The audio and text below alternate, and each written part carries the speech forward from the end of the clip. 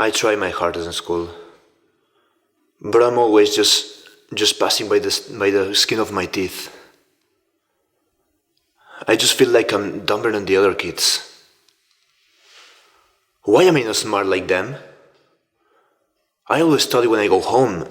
Sometimes I stay after class just to get some extra help.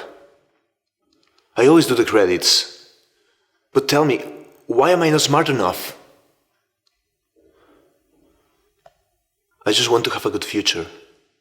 And I know I'm young. But I also know that what I'm doing now will have a meaning later in the future. I just know it. My both parents are immigrants, and they moved to this country. And I just want to make them feel proud of me. But tell me, how can I make them feel proud if I'm stupid? What is wrong with me? I don't know.